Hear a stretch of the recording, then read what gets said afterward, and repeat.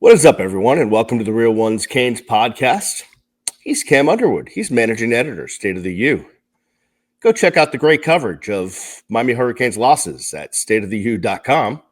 You can follow Cam at Underwood Sports. I am Brian the Beast London. You can follow me at Miami Radio Beast. Cam and I are both downtrodden this morning. It's Sunday morning, just after 9:30 a.m. We have not talked about the game at all, really, other than some text going back and forth during the game. And we have said very little to each other about the game before we hit record. So this is going to be fun. Cam, good morning, my friend. It is good to see you. Good morning to you as well, with a freshly shaven head. You know, I see that. How to get trimmed up? And I was gonna say, I was gonna get the beard's looking nice. We get it lined up, and all that stuff. Okay. I see your cheek go, man. We get it. Yeah. So, there was a football game yesterday in Dallas, Texas. Indeed. Gerald Ford Stadium. Mm-hmm.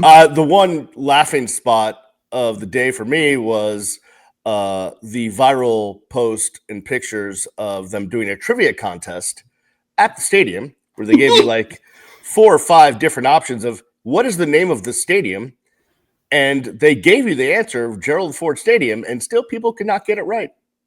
Even though it was emblazoned in large letters on top of the scoreboard that has the video board that had the question. And it was like, is it FDR Stadium or George H.W. Bush Stadium or Woodrow Wilson Stadium or Gerald R. And it literally, just like you're looking at it on the screen here with the Real Ones Cane podcast. Like, imagine if we were to ask somebody, what's the name of this podcast? Is it da-da-da-da-da?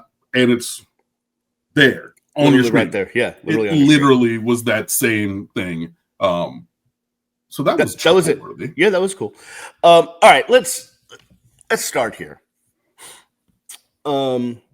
In case you've been living under a rock, just to set the stage, Miami went and lost 26-20 in overtime to SMU. So that is the result and the journey there that we were discussing. Instead of going offense, defense, special teams like we normally do, I think what we'll do is we will do your amazing piece that you write every week for State of the U. The good, the bad, and the ugly, but we will do it in reverse order. We will do the ugly, the bad, and then at the end we'll have a little kicker with the good. Sure. Just so we can get all the bad juju out first, and then we'll end on a happy note with Malachi Tony looked good. Great. Yay. Okay. Although he did get called on the penalty, so whatever. All right, let's start with the ugly, Cam. There was a lot of ugly. And can I say this actually before we even get started? Because Chris Bello, whose family owned all sports that became all Canes, and he's written about Miami since 1996. Okay. He had a good tweet, good post last night, which was 2 things can be true. Miami could have played terrible and lost the game on their own right, but also the officiating was an abomination. Both of those things can be true. Mm-hmm. And as we talk about the officiating, if we do talk about it at all, I'm sure we will, I don't want to blame the officiating for the loss. That is squarely on the shoulders of all those involved with the University of Miami program. Mm-hmm.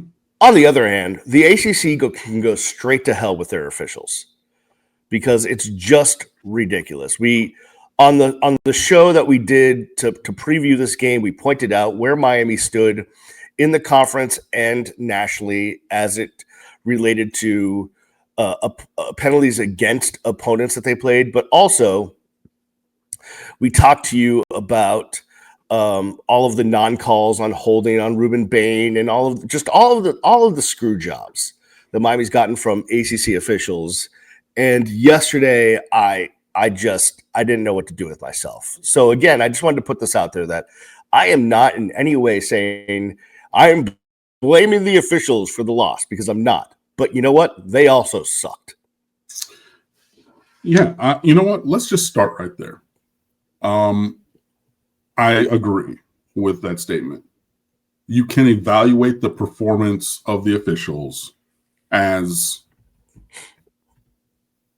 bad as you want, ugly, nefarious, even in some instances, if you believe it to be so. Sure. And also say, and not place the blame for the loss on that. You know what I mean? Right. And so, yeah, I agree. The officials were atrocious. They called multiple holdings on Francis Mawinoa when the defender was rushing and lost his balance and was going to the ground. And so Mawinoa, like you have no choice. Yeah, exactly. He didn't hold him up and say, "Okay, wait, no, hey, little buddy, you're slipping on the ice there, kid." When I, was a kid and I was, running too fast on the icy sidewalk at the Waldorf school that I attended. Oh, hey, we got to hold you up. No, if you went and you tried to do a dip to the front move and you went, ass over tea kettle, then I'm going to continue that. That's absolutely categorically not holding. They called that twice. Okay. On a pass to Jojo Trader, I believe it was, or Keelan Marion, one of the two up the left sideline. I think it was Keelan Marion. But the pass interference, which was clear. Yeah, we're gonna pick that flag up. The defender got beat, and then with both hands reached out and grabbed and pulled on the trailing arm of the receiver, which slowed him down and made him unable to get to the pass. And then the officials right there made the right call and then got overruled by the white hat and said, "Oh, yeah, no, we're not going to." WTF are you doing? And I'm trying to keep this PG and not actually curse because I'm very vehemently upset. That's atrocious. Notice how. And by the way, Roddy Jones continuing to argue. Oh, that wasn't a PI. That wasn't a PI. Hey, Roddy, you know what? You played defense, buddy. You're not going to think that anything was PI. No way, he played offense. No, he was a running back at Georgia Tech. So I'm so sorry that his team lost. That's a whole different story.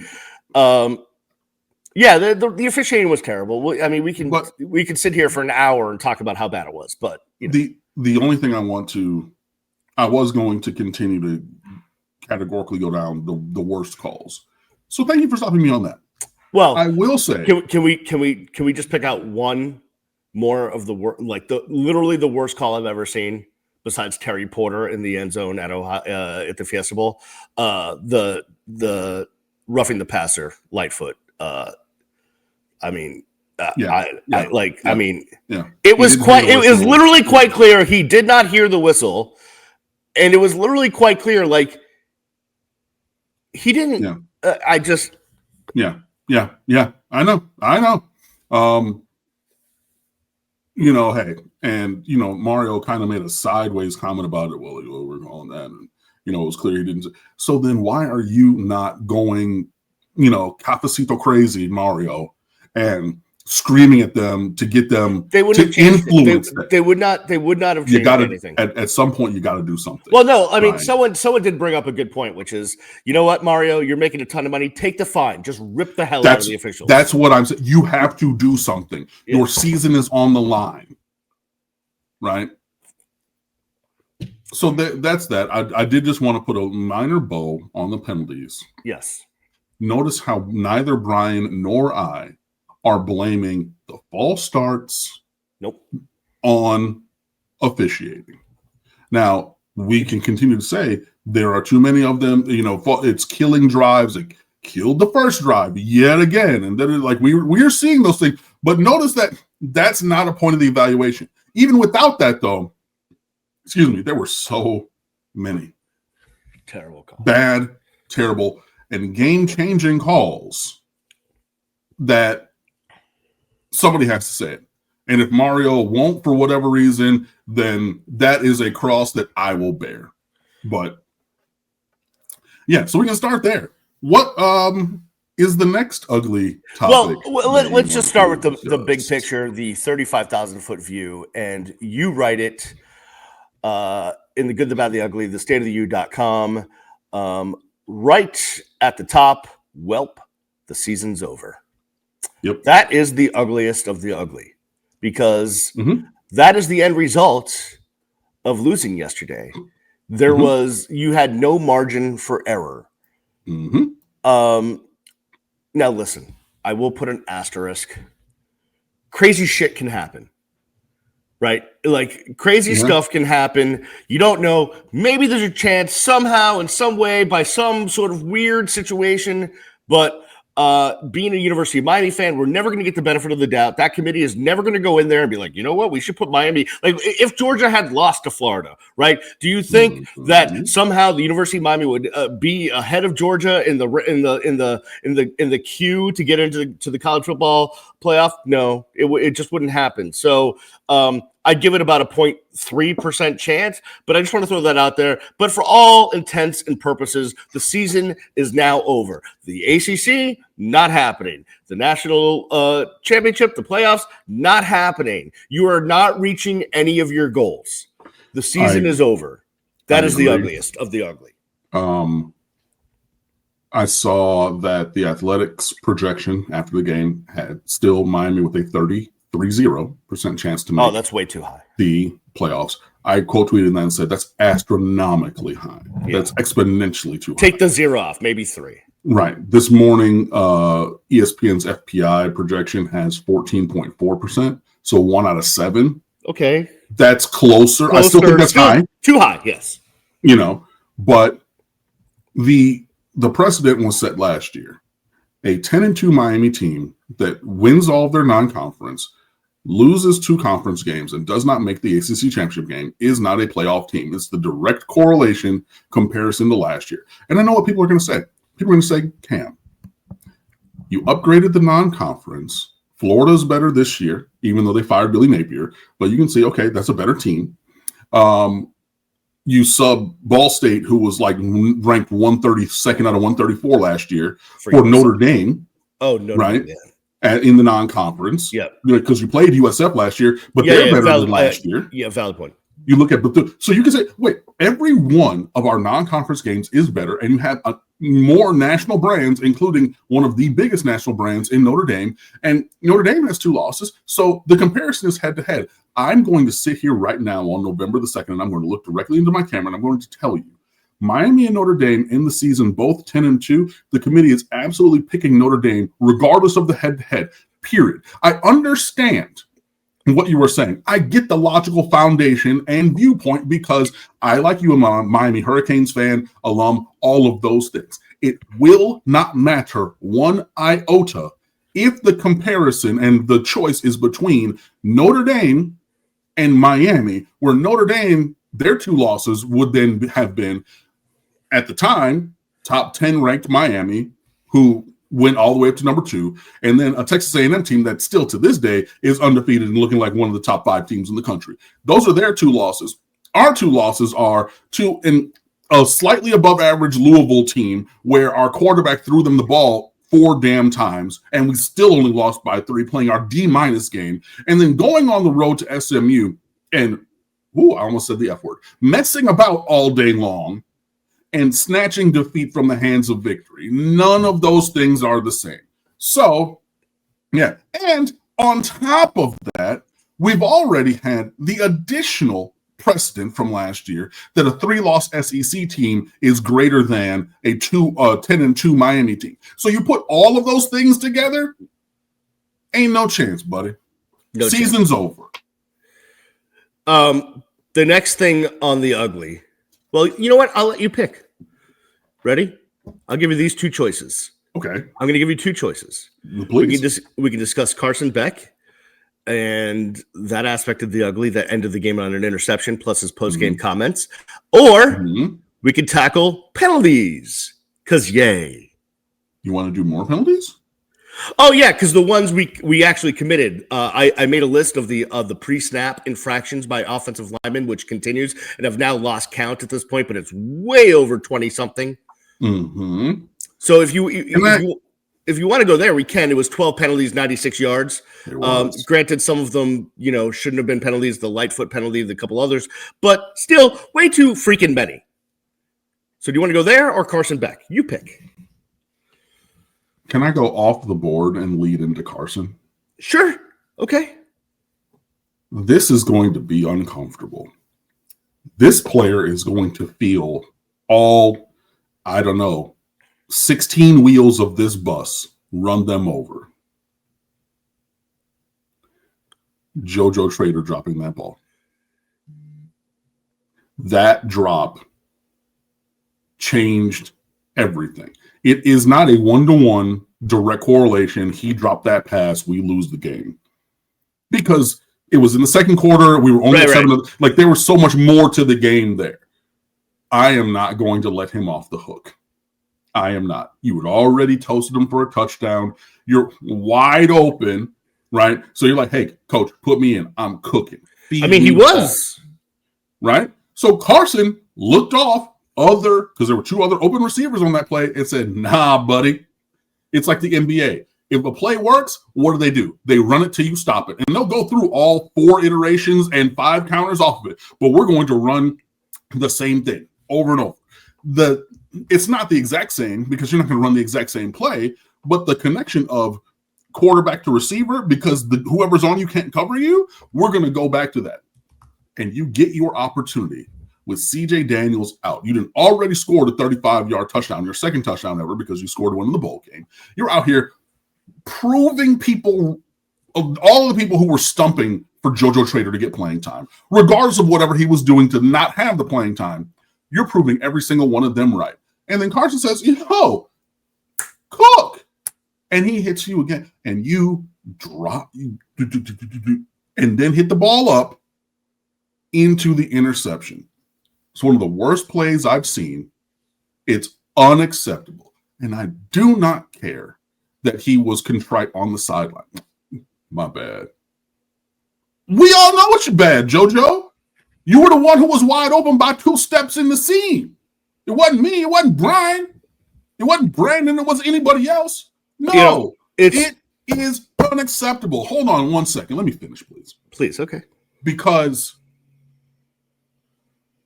it is also a microcosm of the Miami Hurricanes that you have a moment, an opportunity for even a modicum of greatness. It wasn't going to be a touchdown. It was probably going to be 15, 20 yards up the seam, right?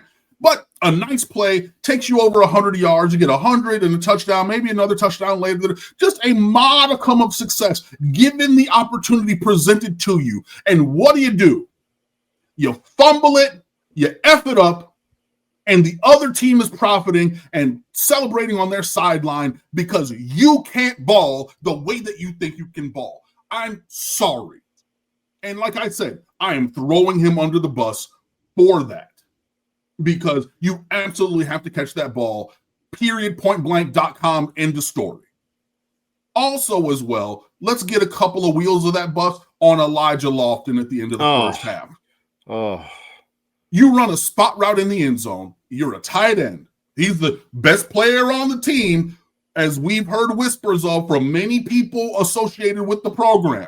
Constantly. Still, as recently as last week, we were told, both Cam and I, that Elijah Lofton is still considered by the staff the best player on the team. Well, not the whole staff, but multiple people on the staff. Sorry, I didn't mean to mischaracterize. Yes. I just wanted to be clear because I didn't want people to say, not the whole staff. No, not the whole staff, but multiple people on the staff. Multiple people. So you have your feet in the end zone. You have a ball that's on time in your hands, and you mean to tell me that you're unexpecting of contact when you stopped in between 2 dudes on zone coverage and you let that ball hit the ground so we have to settle for a field goal before the half? Unacceptable. And that's another instance. That's a microcosm of this team, given the opportunity to show and prove what we've been hearing. Best playmaker on the team, best football player on this team. We have Ruben Bain. I said what I said. We have CeCe Mawinoa.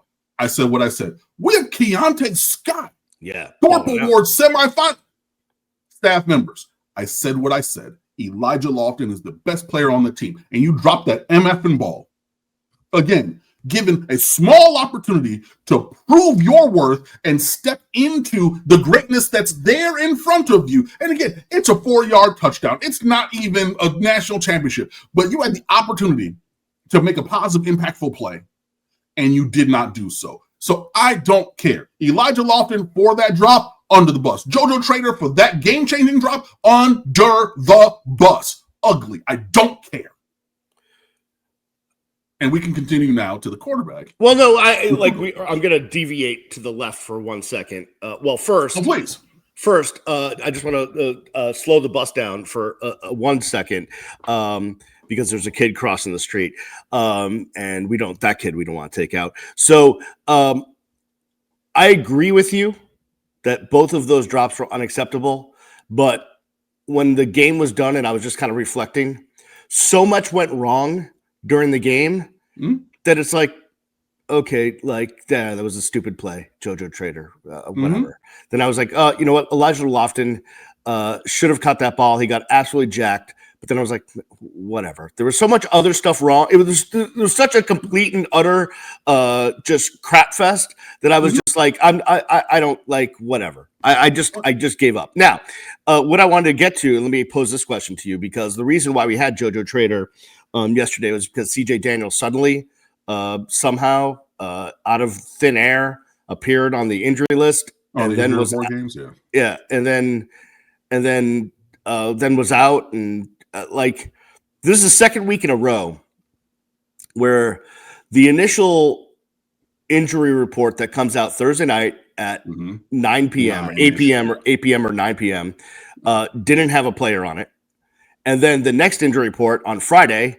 When they don't practice, they're traveling on Friday. So I don't know what you could possibly do wrong on Friday that would put you on the injury report list. But sure. And then all of a sudden, a couple players end up on the Friday list. And then all of a sudden, Saturday, they're out. Listen. Bill Belichick had an entire career where he fudged around with injury reports. Like he would put Tom Brady on literally every week of his entire career. Just whatever, but I'm so sick of it. Like, I'm sure we'll get into coaching and Mario in the big picture, but like, dude, I cannot. I'm sick of sitting in front of that dude. And I have a ton of respect for Mario. He's a fellow Cane, so there's that. But like, don't you just listen? Stop. Just stop with the stupid. Like, what are you doing? It's a professional sport now. Like, don't screw around with injury reports. Like, either. I mean, like, seriously, I just can't. I'm sorry. Well, I hear you with the injury report games. That was something that I wrote on the Ugly. And yeah, this is not exclusive to Miami, because conferences, while mandating that there be a report, have not instituted firm structures for these reports, such as the NFL. And we've even seen the Ravens get actually, we don't even know what their attendance is going to be, because they straight lied on theirs. Right. 1 week, they said Lamar Jackson was full participant. They had the whole, social media thing. Hey, look who's at practice. Da, da, da, da. And then all of a sudden, like, oh, he's out for the game. And you're like, whoa. And then they went and amended the Friday practice report to say, well, he's limited. And it was like, no. So I hear you. My thing is, it's not just us. Oh, no. The ACC needs to step in and say something and say, no, this is, or whatever. All the conferences need to come together and say, these are the structures of what an injury report is. Because unless or until that happens, teams, including and especially Miami, are going to continue to maybe paint outside the lines a little bit. Well, but here's my point, though. If CJ Daniels plays yesterday, that drop doesn't, that interception probably doesn't happen. He probably makes that catch. Well, I mean, he'd been dropping balls in each of the last 3 games himself. Now, maybe it's not as catastrophic, but again, I don't even need to live in the hypothetical world of maybe we had a CJ Daniels, or you had the opportunity, Josiah Trader, and you did not perform. You had the opportunity, Elijah Lofton, and you did not perform. That is not affected by the injury report. And Carson Beck, you had the opportunity to perform. And at the end, when it counted most, even though receiver on the right side of the end zone was tackled, that was not called. God, like absolutely just literally body slammed in the end zone in front of the back judge. By the way, referees just where the F you at? Yeah. And I know where he was at because he was right there looking at it and said, "Wow, is this Greco?" Am I doing a Tuesday night high school Greco-Roman wrestling tournament? 2-point takedown, great. And it was ridiculous. But Carson Beck, listen, you can talk about the route and this and that, and they undercut and they played the perfect defense and whatever. But you know what, buddy? You threw the interception when we needed a touchdown the most. That's why you ended up on the ugly. But Carson Beck, Cam, the first interception was not his fault because that was JoJo's fault. At all. His game was fine, right? Like it was fine up until that point. But that one hurt. And after the game, in the post-game press conference, which was very short. Boy, was it. Both. Yeah. I mean, Mario and then 3 players. I watched both of them on the Miami Hurricanes YouTube. All 4 of them combined was fewer than 15 minutes. Correct. Gary Furman from Kane Sport asked Carson Beck. Well, I'll play the question, but basically, hey, after the JoJo situation, it seems like the passing game kind of, changed. And Carson had an interesting answer that I interpret one way. I think Cam's going to interpret another way, but I'd like to play it for everyone so that we can see what you think of his answer. So let me hit that now. You guys came out really hot with the passing game early in the first quarter. I know you hit JoJo multiple times. He had almost 100 yards. And then the drop pass interception happened early in the second quarter, and that seemed to change a lot. Did they do anything differently to take away your downfield plays? No, I mean, they ran the same thing the whole time. I just execute the play that's called, and if I'm given the opportunity to, if I see something and change something, then I will. But again, I just execute the play that's called, and we weren't able to execute, at a high level at the end to be able to close it out. So when I first heard that, actually when I first saw it, I thought, okay, I think he's possibly throwing Shannon Dawson under the bus. Then I watched it again and again and again. And this morning I went to go find the clip so I could watch it again and cut it down and watch it again. And I still think he's throwing Shannon Dawson under the bus, but I don't think you feel that way. I don't really. I think that, emotions are high. He knows that the season's over, and I just think it was a measure of truth. Like, SMU didn't really change anything. Like, their pass defense is not good. It is opportunistic, excuse me. So, we hit them with some throws, and then, if there's a tip drill or a ball that's kind of hanging out there, they make plays, but they give up tons of plays. They didn't really do anything differently, and then, maybe it's a measure of, if I'm given an opportunity because of all the, Miami's and Mario Cristobal's penchant for wanting to run the ball, and things like that. I just thought it was a direct answer, as direct as you can be without endangering your relationships with the team and the coaches, of a quarterback who's lost a game and knows that the goals that he set out for himself and for this team coming here from Georgia have now gone by the wayside. Yeah. By the way, that draft stock, plummeting on the draft stock. Yep. seriously, it wasn't a couple of weeks ago that he was in the Heisman race and going to be a first-round pick. But all of that is gone, much like Miami season. All right, we're going to take a break. On the other side, here's what we'll do. We're gonna we'll smack it up, flip it, and rub it down. Yeah, exactly. We're gonna just, when we come back, Cam will try to give us a little bright spot with some of the good stuff that he saw yesterday, and then we have to have some difficult conversations. We have to have some really difficult conversations. Let's do it. Offensive line penalties, which I am going to correlate to their coaching. And then we have to talk about coaching and some more coaching. So we will do that and more on the other side. It's the Real Ones Canes podcast. We are back here on the Real Ones Canes podcast.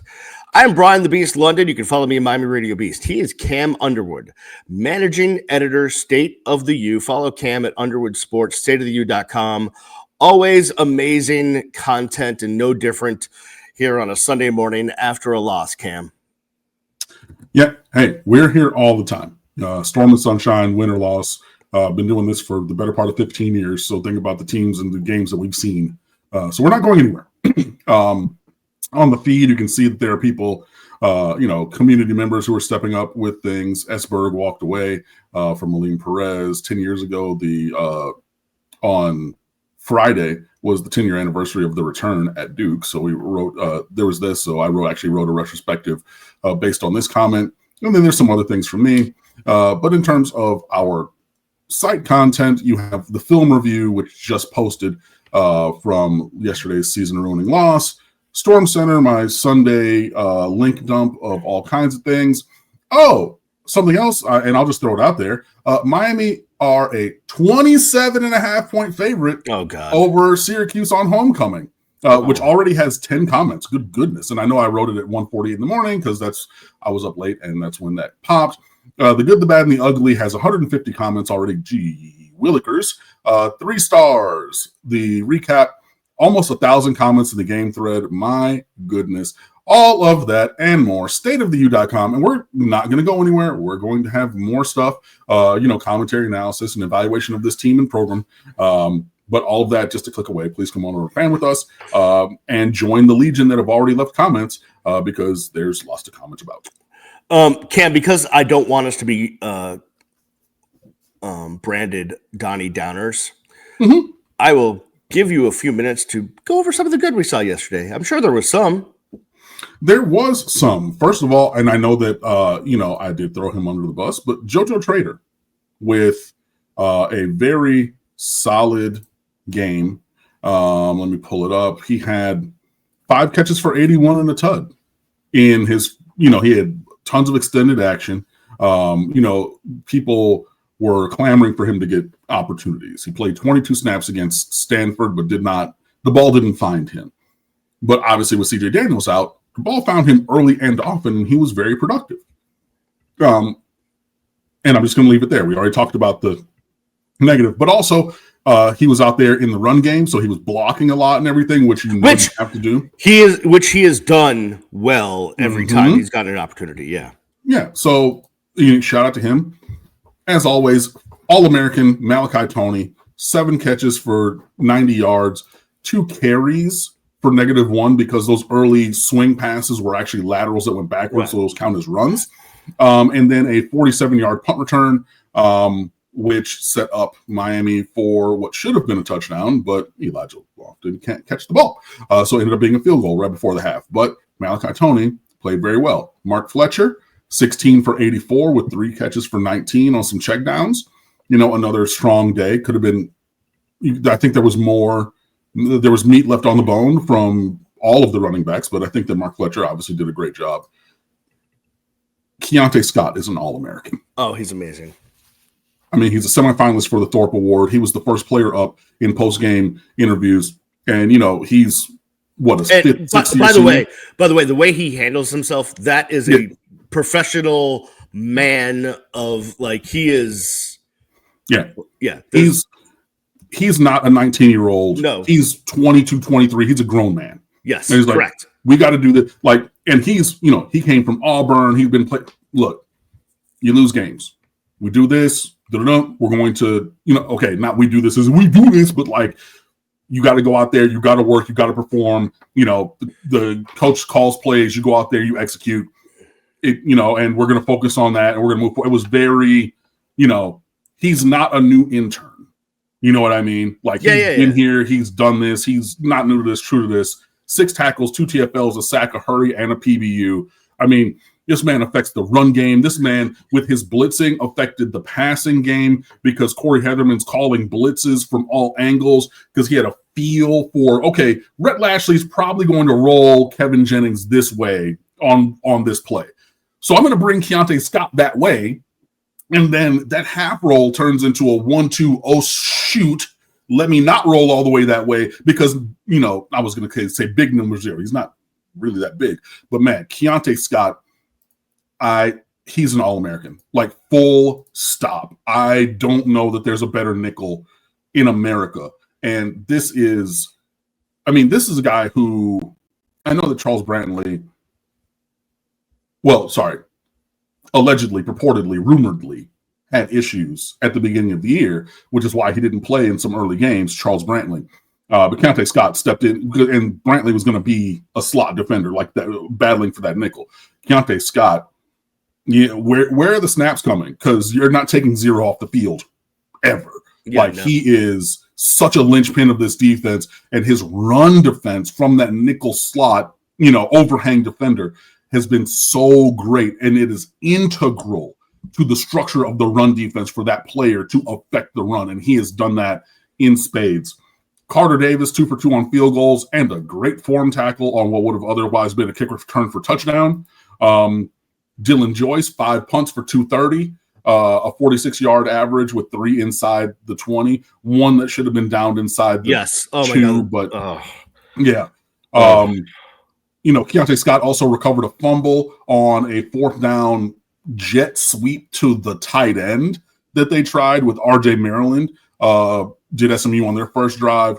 I mean, all of those things, really, really good. I mean, you had more yards of offense this week than last with 433, 5.6 yards per play, 10.5 yards per completion, 23 first downs. You held SMU to 3 of 13 and 0 on 3rd down and 0 of 1 on 4th down. You had the ball for 37 minutes and 37 minutes and 42 seconds. 6 TFLs, 2 sacks, only allowed 4 TFLs and no sacks. Like, there was plenty of good. Well, can I actually mention, I don't think you mentioned this guy, but I'd like to give him a shout just because he had a good game yesterday. Keelan Marion with 5 catches on 6 targets, 77 yards. He stepped up when you needed a third guy to get into the mix. Last week it was Tony Johnson. This week it was Keelan Marion. So we give, I'd like to just shout him out. No, and that's very well met there. Also, where is it? Let me see. I'm going through all of the 3rd downs. Beck completion up the middle it was a dig route up and across it over the middle. 16 yards on 3rd and 8. Boom. Over the middle to Keelan Marion, 21 yards on 3rd and 8. Conversion. Boom. Deep over the middle. 16 yards on 3rd and 15 late. Boom. So 3 of those catches were so integral to drives that ended in points, But yeah, 3rd and long, we're going to run. It wasn't even necessarily a dagger, which is the number 2 runs a vertical route and the number 1 runs a dig behind him. That's that concept. It wasn't even always a dagger. The last one was, hey, go run a dig by yourself. Just get open, fake like you're going to go outside, get the defender to flip his hips, cut across and the ball will be there. And he did a really great job. That's a really good call out because he's someone who had struggled to the point of coming off the field more against Stanford to give opportunities to Jojo Trader and Tony Johnson. So a good bounce back performance in a vacuum, a good performance. Let's be honest. He was brought here more for his kick return prowess than his wide receiver capabilities, and he stepped up as a wide receiver. All right. True. Let's start with penalties because I'm sick of it. I'm just sick of it. So let me go through this. This is of the 12 penalties. I simply just wrote down as I was taking notes yesterday, pre-snap offensive line penalties because they piss me off. And I'll get to why they piss me off so much in a second. The first quarter. I have them all. Just the first quarter, Markel Bell, offsides. Brockermeyer, snap infraction. That's Wait. Markel Bell was a false start, not offsides. Oh, sorry, my bad. But it was 2nd and 2. Yes, continue. Correct. Sorry. Brockermeyer, snap infraction. That's about his 27th snap infraction of the year. Second quarter, there was none. I don't think I'm wrong. At least that's what my notes say. Third quarter. Pass interference, holding. Yeah, no. I didn't count holding. Yeah. I was just going through. Yeah. Third quarter, Inez Cooper. He jumped. True. And then we have our good friend Samson Okunlola. He jumped. It was a false start. On 3rd and 3. Yeah. He's been guilty of several. And then the fourth quarter, another Markel Bell. False start. Back. So that's 1, 2, 3, 4, 5 of the 12 penalties. It really is 11 penalties. I'm not counting the Marquise Lightfoot. That was the stupidest penalty I've ever seen. So 5 of 11, almost half the penalties, offensive lineman jumping, doing something before the play.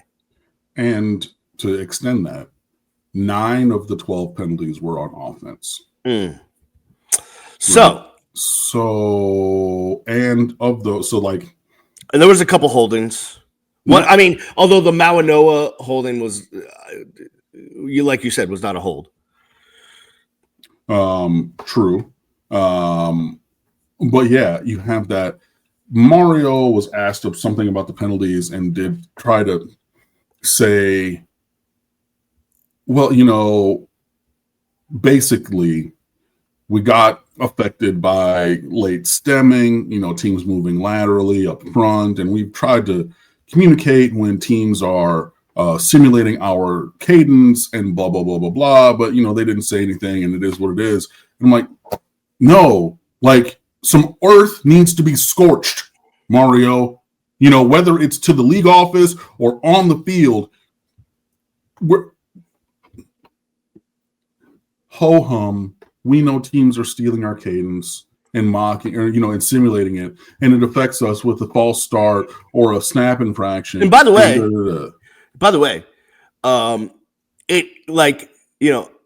I heard yesterday, it was so loud, bro. That stadium max capacity is 32.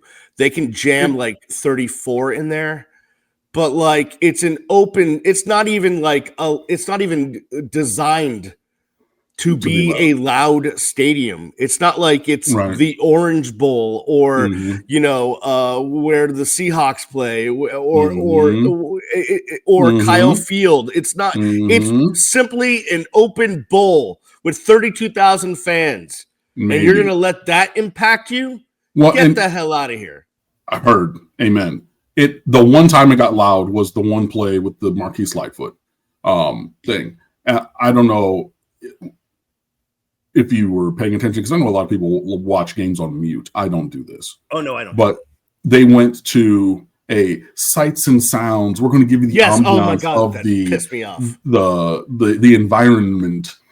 And it was so dead when it was in the second quarter. Barry Jackson tweeted about it. I quoted it. I said, they had no atmosphere. Honestly, you would have gotten more sauce from your local Publix. Correct. Just the ambient sounds in your local, wherever you are, your local Publix, Wegmans, HEB, wherever you're watching this, go to your local grocery store, and the ambient sound was more vivacious than Gerald R. Ford Stadium. It was louder in my living room on my couch. It was, and they went to it for 4 minutes real time, and I'm just like, this is not inspiring. This is I get the idea to step out of commentary in big moments. The World Series, you have a home run or something. Correct. Sure. You make the call, oh my God, and then you STFU and you let the environment paint the picture for you. Dog, them wine and cheesers over there at SMU, to steal a term that people derogatorily use for Carolina fans. But I mean, you got these old rich fuddy-duddies with no kind of school spirit or anything there, and they're sipping on their mimosas and everything or whatever, and talking about Billy Bob, we're about to go to the cattle auction tomorrow down in Fort Worth. Are you going down there? I usually say my friend or whatever. Like, bro, they're talking oil. Oil. But like there was no ambiance or atmosphere, and like they leaned into and I'm just like, dude. Now the thing I will say for Mario and the team, he's not saying we were affected by the stadium atmosphere. We were affected because SMU was simulating our cadence. How long do you need to run the same cadence until you freaking change it? By the way, we've been hearing this all year. By the way, I was told on the broadcast that we changed literally everything because they were worried about, Reuben Bain's brother, basically giving them all the hot goods. But evidently we didn't change that. And, regardless, multiple staff and 6 or 7 players, having been here previously and as recently as last year, including like Chris Johnson Jr. So hey, they know all of our signal, all of our hand signals, our cadence. They know all of our, if we say Lucy. I mean, anything with the L is going to be audible to Louis, right? But it means a specific thing for us. So we're going to change up all of our verbiage and everything. But you still come to me after the game and say, well, they knew our cadence and they were simulating. But it's happened more than once this year.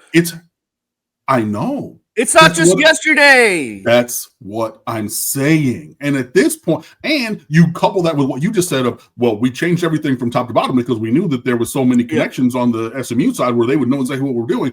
When are you going to change something? When are you going to do something? That's the bigger. Okay, that's now we're in a bigger discussion.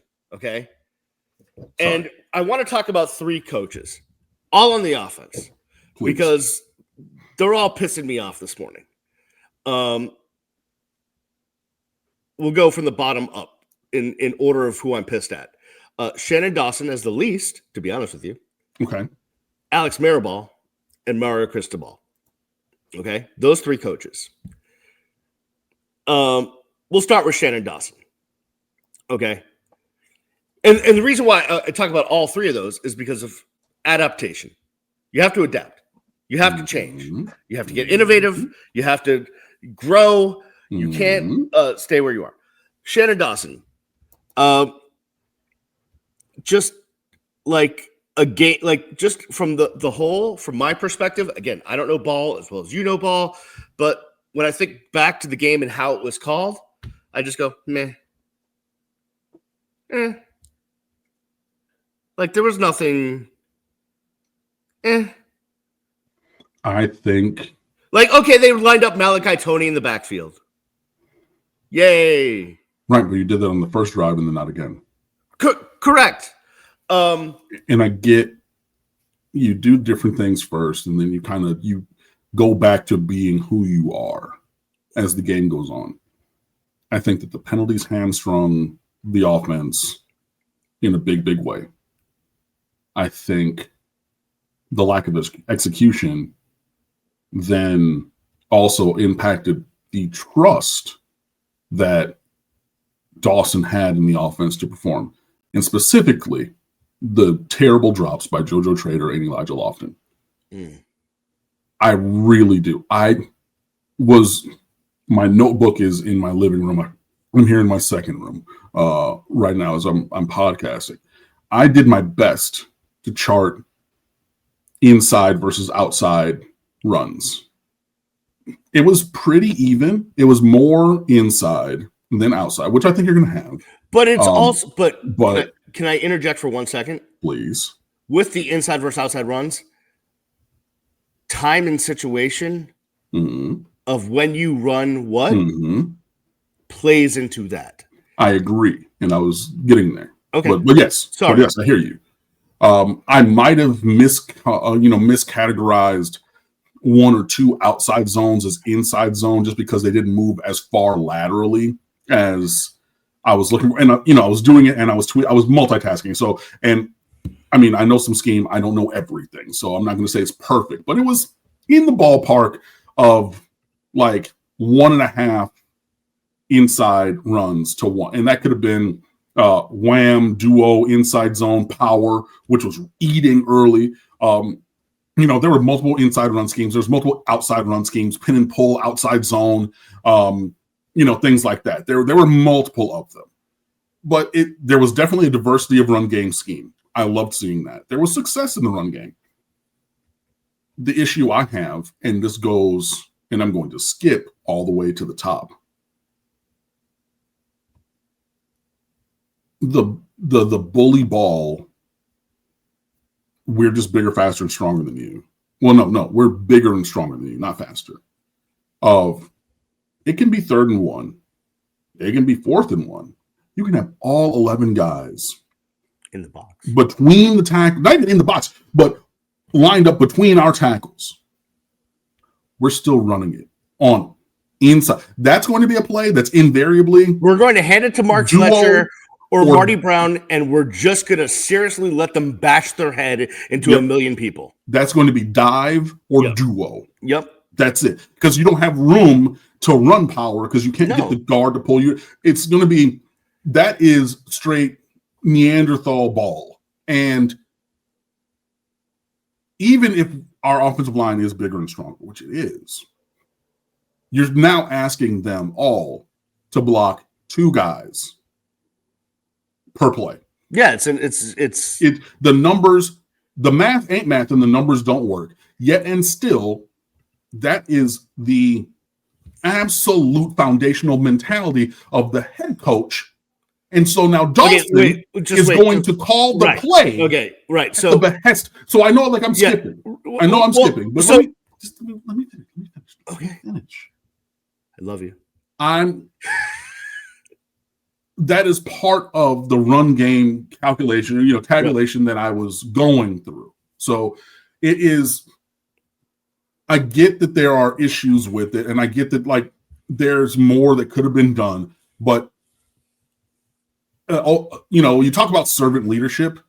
As an offensive coordinator, yes, you have some autonomy and everything, but when the big boss says, do this, you do it.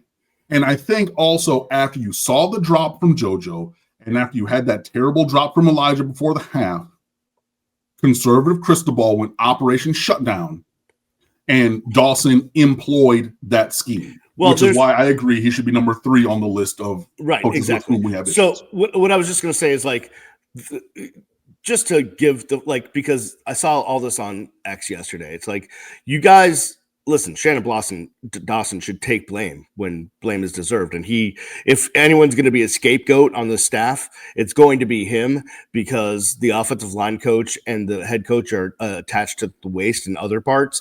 So it's just, that's the way it's going to be. But what I would, I feel like Cam, okay. You were so stoic that I thought you got frozen. But what I was going to say is,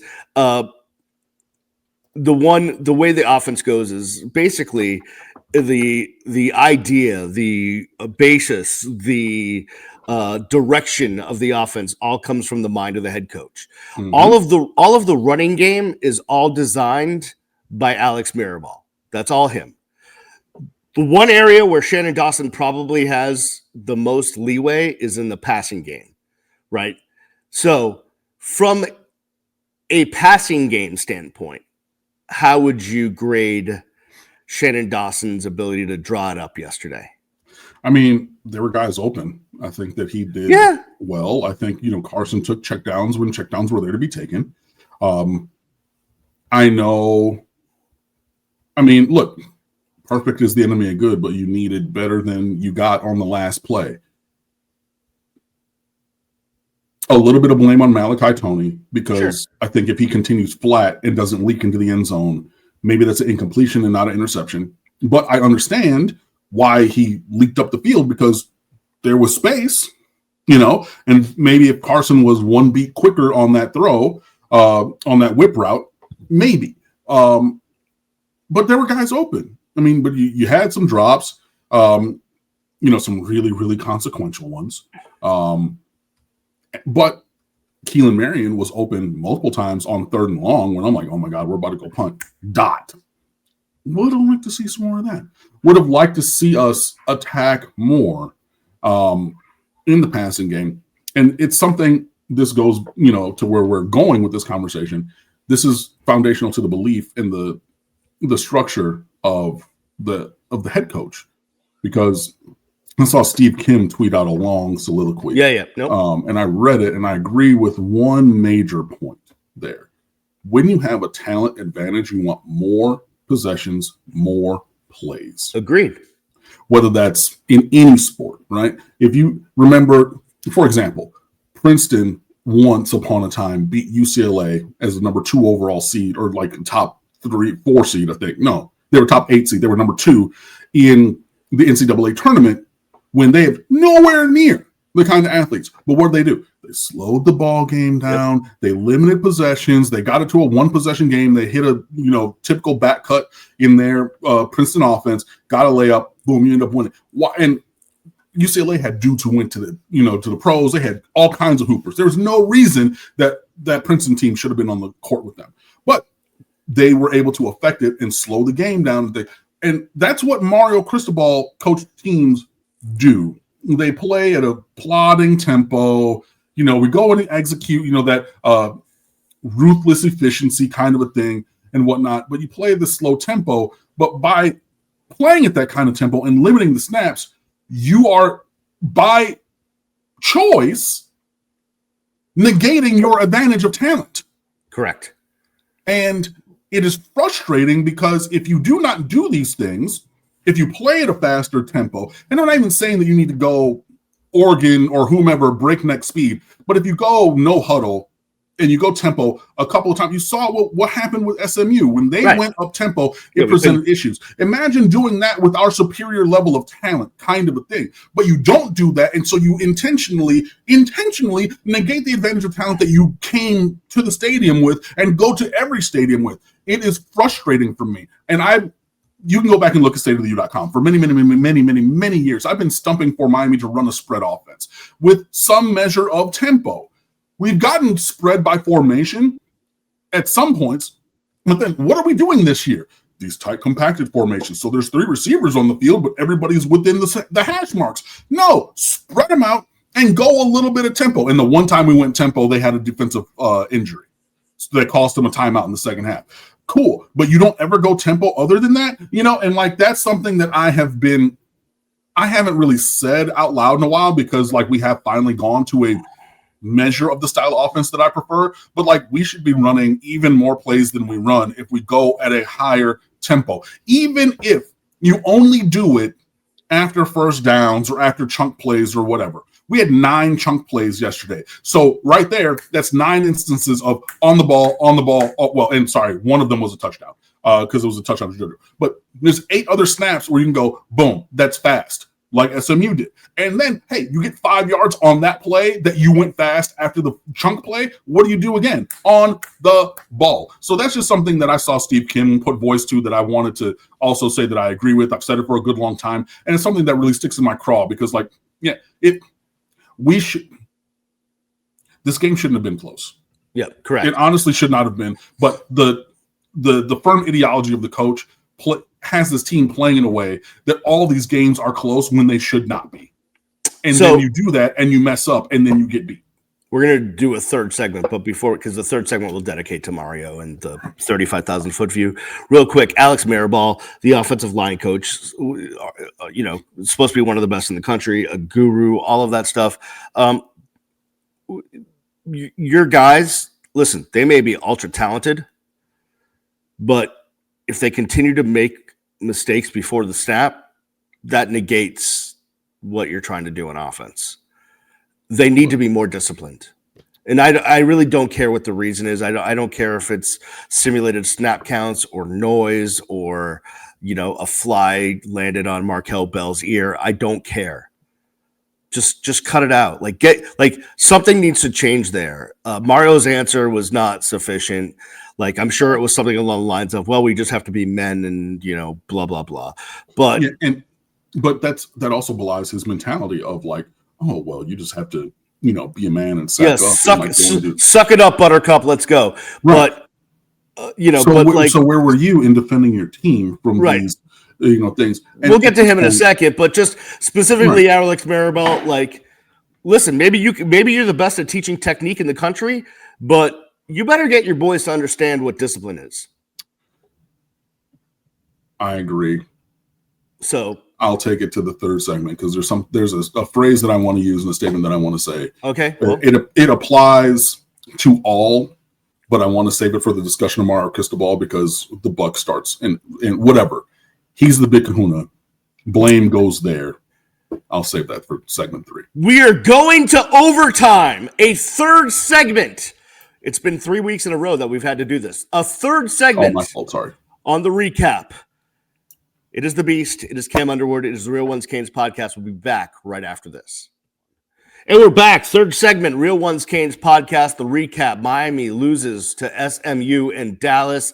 He's Cam Underwood, stateoftheu.com. Go check it out. You can follow Cam at Underwood Sports. I'm Brian the Beast London. Follow me at Miami Radio Beast. Cam, get right to it, man. Mario Cristobal, as the leader of this team,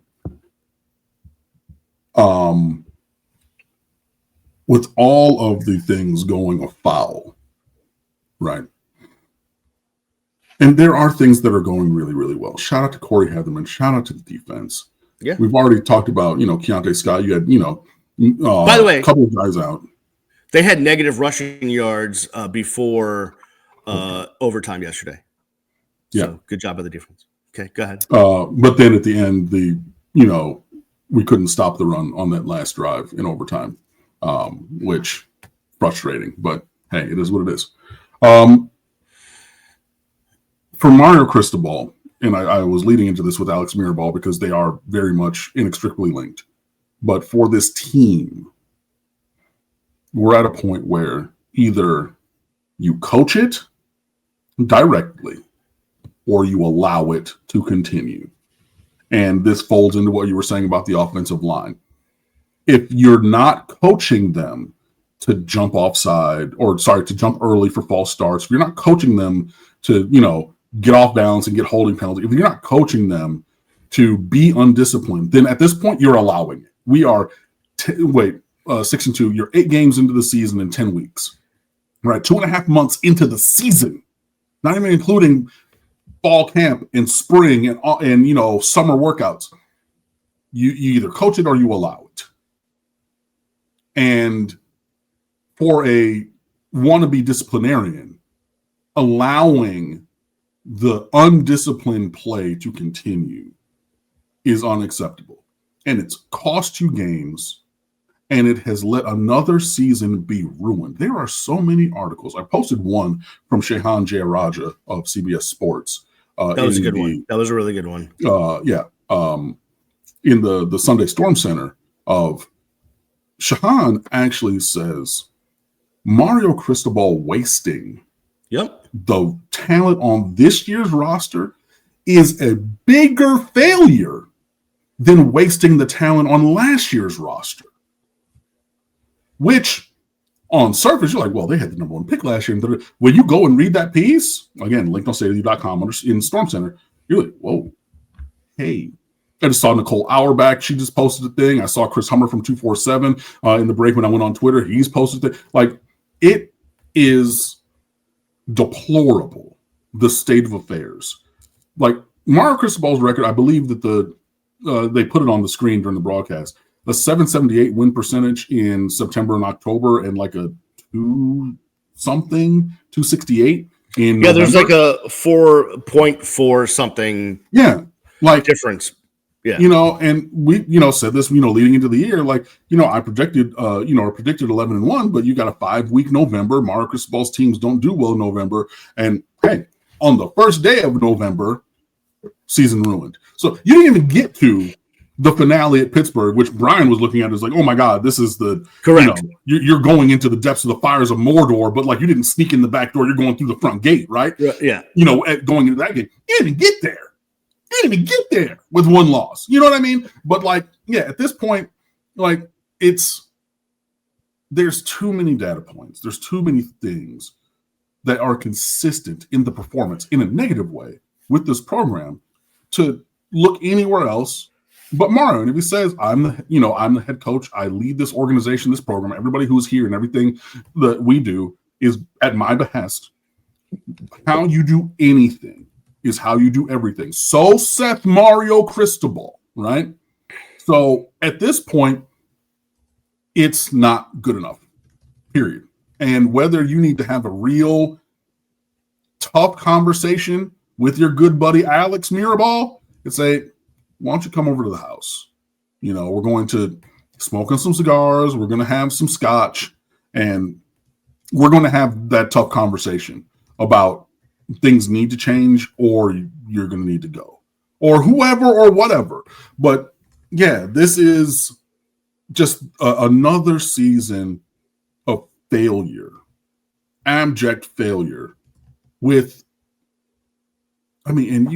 driving a brand new Ferrari. You have more talent than you can shake a stick at. You got players that teams all over the country wanted.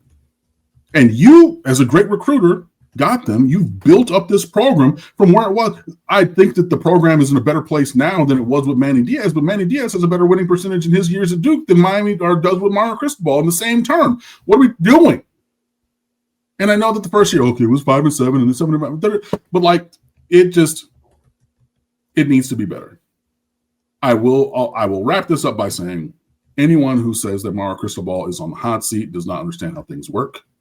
The university president is a damn near lifelong friend of his, another Columbus guy in Jojo Trader. The money people, Rudy Fernandez, and they are all also inextricably linked. Mario Cristobal's coaching seat is so cool. It has integrated air conditioning, guys. And I know I saw somebody, one of these, I'm not going to demean him because I actually do enjoy him. But a contributor for another website is a high school student, and he's like 16 or 17. And so after the game, he's like, Mario Cristobal's is a buyout is this number. That's not even part of the conversation. Well, I even saw yesterday, hey, let's buy out Mario for whatever, how it's $61 million. And then let's go get Lane Kiffin. And I was just like, hey, one, that's not happening. Two, you're not spending that money and then going to go outbid Florida and LSU for Lane Kiffin. Like, could we please, Ole Miss. Or Ole Miss, yeah. Can we please get out of La La Land and come back to reality, please? I started the hashtag Let's Be Jerks more than a decade ago after Al Golden was fired in 2015 because I wanted Lane Kiffin then. Would I take Lane Kiffin? Yeah, I think that he's grown up as a coach, and I think that he could really do some things here. And I think that the offense would actually embody what I want to see some more.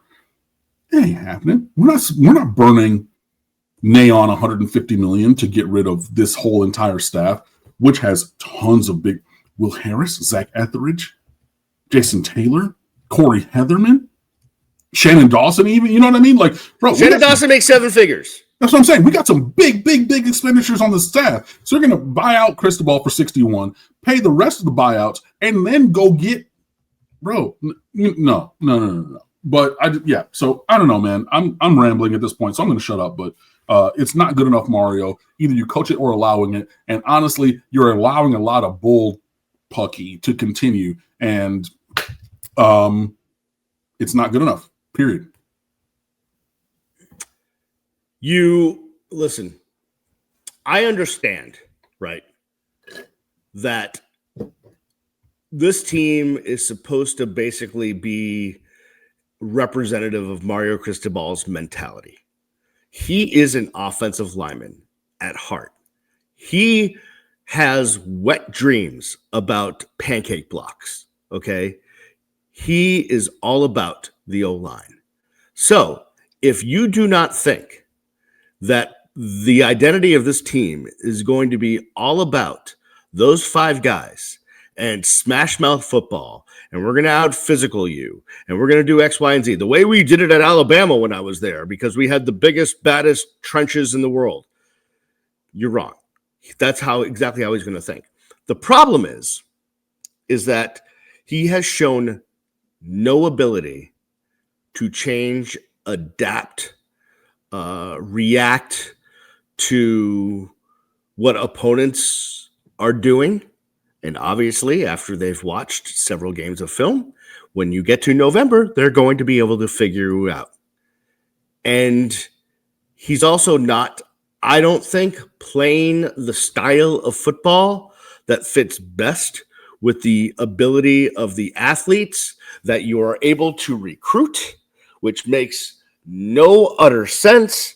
And it seems like you're just like, why recruit 5-star receivers or 4-star receivers or this athlete or that athlete or guys that can twitch and go crazy like anyone you've ever seen, but then continue to play 1960s Big Ten football? That I just don't understand. And the fact that you are asked about it repeatedly, and I don't know what answer you give, but you just don't change, to me, is just unforgivable. Like, at some point, he's all about accountability, right? We're going to be accountable. We're going to be men. We are alphas, blah, blah, blah. Look in the damn mirror, my friend. Like, it starts at the top. Like, you cannot ask, Inez Cooper to do better and to be more disciplined if you're not doing better. How can you do that? Because he's going to look at you like, bro, what are you doing? What are you doing today to be better?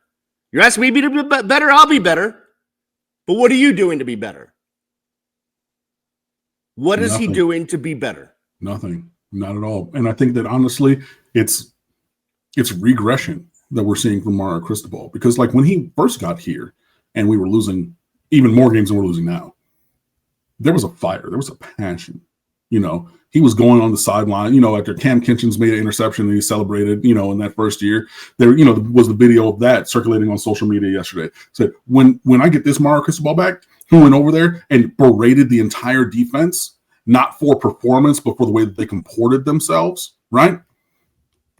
Until we get that fire and passion, because he's abdicating that now, right? When he says, well, I could have challenged that play, but I didn't really think, or, again, where is the show that you have these guys back? And sometimes you have to do those things for optics. You gotta go apeshit and lose your freaking mind on the sideline on the official. You gotta get that, it's easier for basketball coaches because you can yell and scream and get a technical foul and not necessarily really cost your team that much.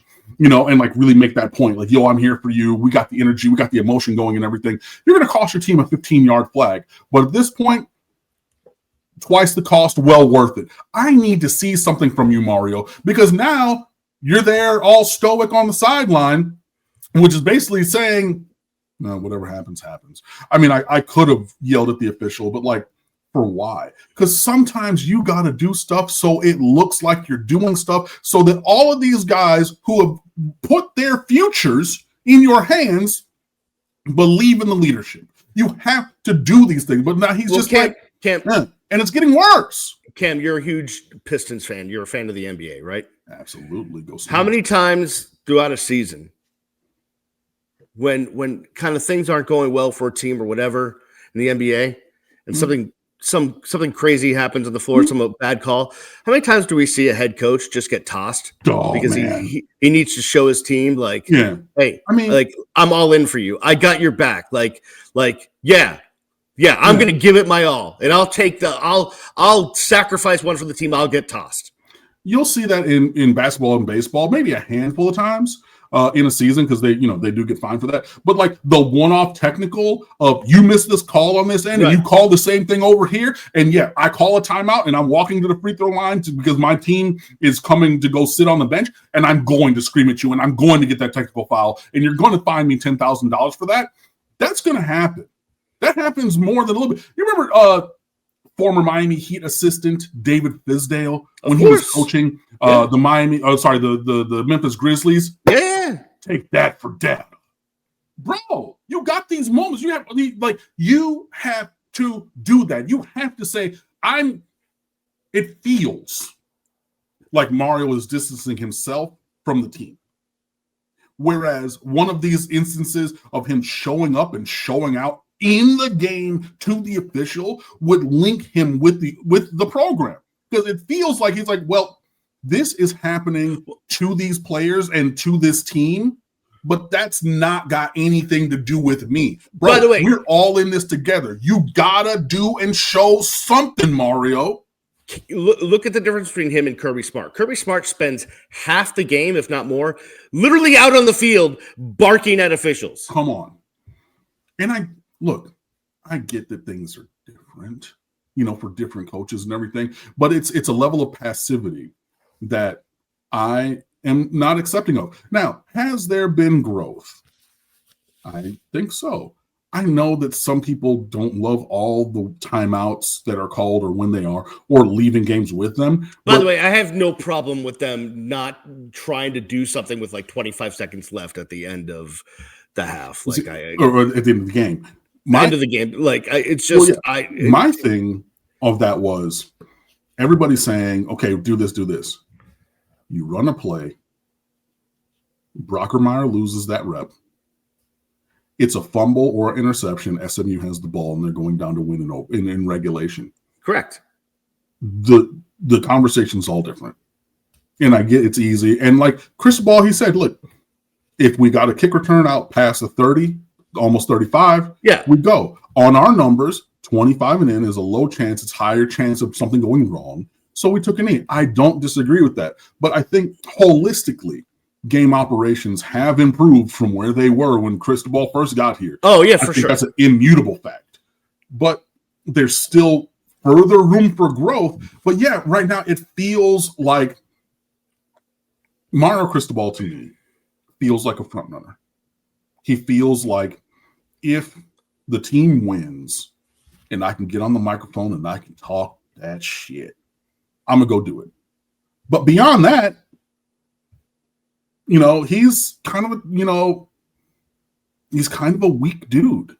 He's kind of has his tail between his legs and everything. And there's just if the team is winning and he's able to be out front and rah rah rah, the direction of these teams in the program, slam his fist and of the programs in the state of Florida. We're the best, we're the biggest, we're the baddest, undefeated state champs again. Cool. Something goes wrong, and it's where's the fire? Where's the passion? This is unacceptable. Losing a game that we should have won to Louisville is unacceptable, and on my good name, it won't happen again. And you come out the next week and you blow Stanford's doors off in the first half. You go to Dallas and you win that game, probably win by 2 or 3 scores, because that's what should have happened if you are who you purport to be. So yeah, I'm calling out Mario Cristobal on that. He got to show me something. Yep. I want to end this with one tweet that I saw late last night, which I think we're all feeling and thinking at this moment because we're still in our feels about what happened yesterday. And I don't like who it comes from because it comes from a Gator.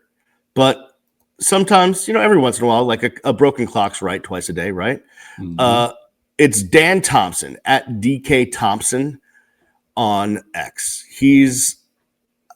I don't know what he is, but he's definitely connected to UF because he's been right on everything. He's just a UF grad, probably a Bull Gator, probably a big donor. But he knows his stuff. And every once in a while I check out what he's got to offer. And he said this last night.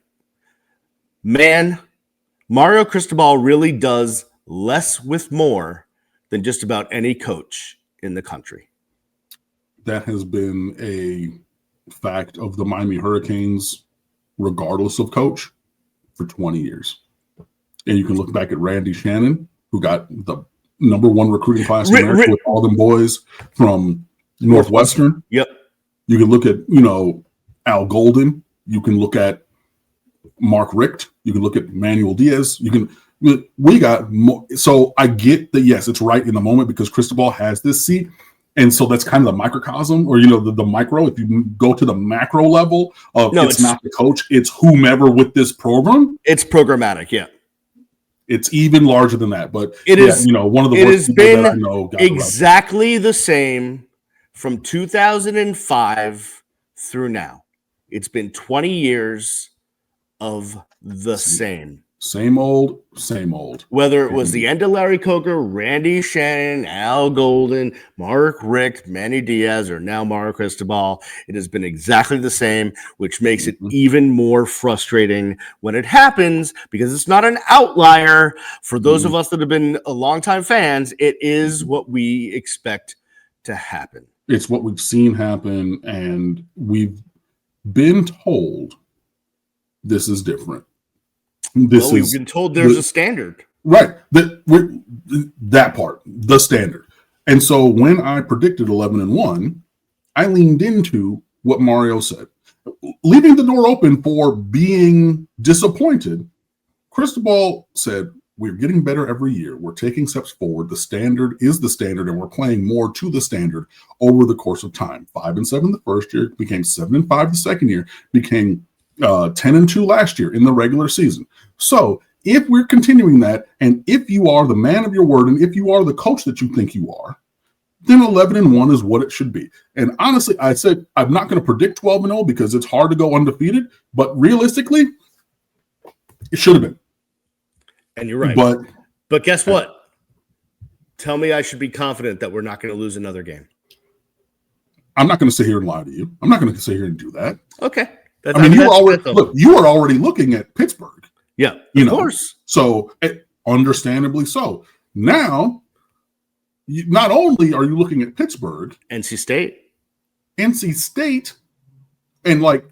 if in case you had missed it, SMU made Zion Nelson, who doesn't play, Tyler Van Dyke, who isn't dressed out ever, and is not going to play there. He's going to be somewhere else. Play there ever. Made them captains, along with Romello Brinson, who's their number one receiver. Right. But 3 Miami transfers were among their 4 captains yesterday. In 2 weeks' time, you have C.J. Bailey, an alum of Chaminade, coming down here. And I'm going to tell you just a minor quick story before we get out of here. When he was a senior, not even just when he was a senior, but C.J. Bailey wanted to be a Miami Hurricane. And they had a bunch of All-Americans. They had Davion Goss at running back, who's at NC State. They had Jojo Trader. They had Jeremiah Smith, the best player in college football.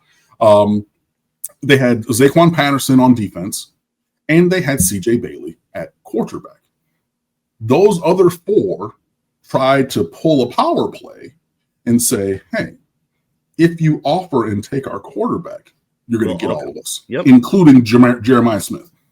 I know somebody who works at Chaminade, and his son was on the team. So I know what I'm talking about here because I heard it directly from him.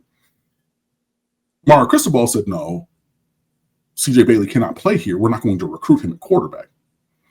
He's now the starting quarterback at NC State and just had a career day, throwing for almost 350 yards, running for another something, 5 touchdowns in a upset win at home on homecoming over Georgia Tech. One of the teams that Miami needed to lose to have an opportunity to go to the ACC championship game. So we get a little bit of the help that we needed, but we can't even take advantage of it because we blew the bag and, because we needed to win all of our games. So you have that player playing some of his best football now coming home to South Florida in 2 weeks for senior day to play against the program that said he's not good enough to be a Power 4 starter while he's doing numbers. You mean to tell me that you're going to fully, wholeheartedly believe that Miami's going to win that game and not be somebody else's revenge story, be a footnote in someone else's ascension?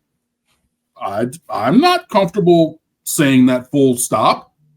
So we're going to see. So, yeah, I mean, could you lose that game? Absolutely. Could you lose to Pittsburgh? Absolutely. Could you lose both? Absolutely. Season's already over. It's just how over is it and how far from standard do you fall? On that note, we will go on with the rest of our Sunday. Hopefully both of us will have a good NFL Sunday from that perspective and wipe the bad taste out of our mouths for at least a few hours until it comes back to haunt us this week. All right. Cam Underwood, thank you, my friend. I appreciate you getting up early after you went to bed very late or very early, depending on how you looked at it. I appreciate you, my friend. Thank you all for listening and watching. Please subscribe. Please like. Please share. Please do all of the things that help us get out to more people. We appreciate you. For Cam Underwood, I'm Brian the Beast London. We'll see you next time right here on The Real Ones Canes Podcast. Peace.